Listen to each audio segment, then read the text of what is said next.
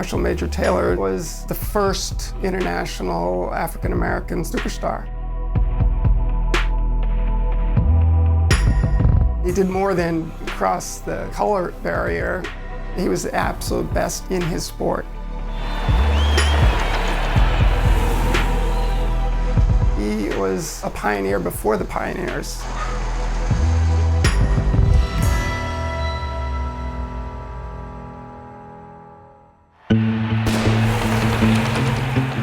The story starts with the 6-day race in Madison Square Garden to go from being an amateur cyclist into the world of professional cycling.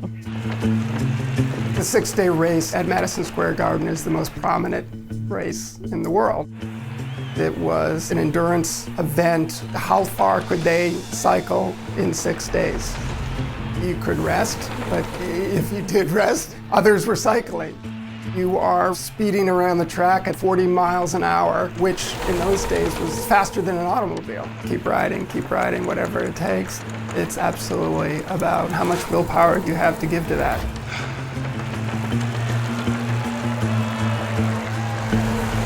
We hit the third turn and the pack thinned out. I felt that if I could stay up near the front, I could make it.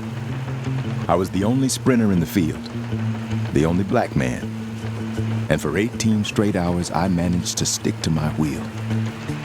My greatest difficulty was staying awake.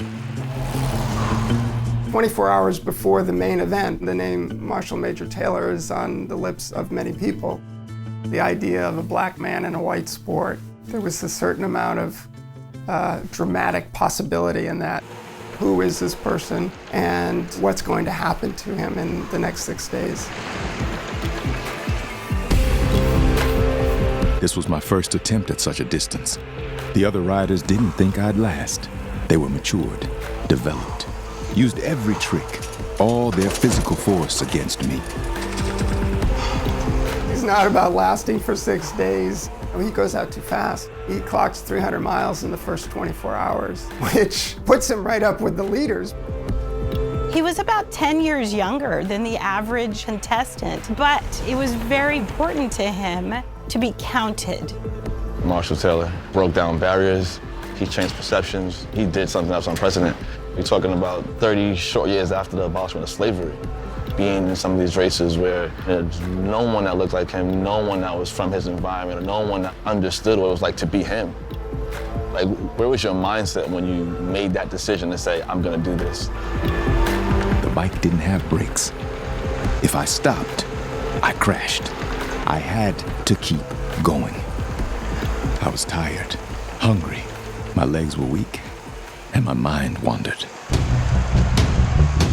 Just imagine there's a beacon coming off of your body of discomfort, extreme discomfort. It hurts. That's the point where it's just mental fortitude because your body is rapidly declining. It's the athletes with the mental strength, not necessarily the physical strength, that can do the most. How much can you take? How much can you tolerate? Like anything in life, you have to figure out how to actually do it. For example, I was like, listen, I want to go jump off this bench and do a 180. I can like visualize that and then take my bike and go execute it. And it wasn't easy, it was a learning curve. Fell down a lot of scrapes and bruises. In the latter stages of this race, they're totally delusional. You are literally asleep on your bike. You're not coherent, you're not awake. He had that motivation. I just want to finish. I finally earned my right to be here. I want to see what I can do. By day 5, the field has been winnowed down to half, and Major Taylor is surprisingly, shockingly, one of them. The top rider said the 6th day would kill my career, that I was done. There's surges, there's lulls. The pain happens, but it's not necessarily continuous. Everyone is human, and so they have their human limits. He has 2 brutal crashes. When you love something, falling down isn't gonna stop you if you truly want it. That's the thing that separates good from great.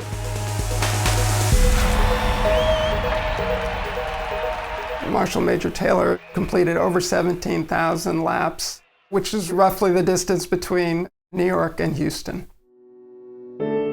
Taylor finished in 8th place. There's also concern that he's permanently injured, that he will not live to race another day. The track teaches you one thing. It's not where you start, it's where you finish.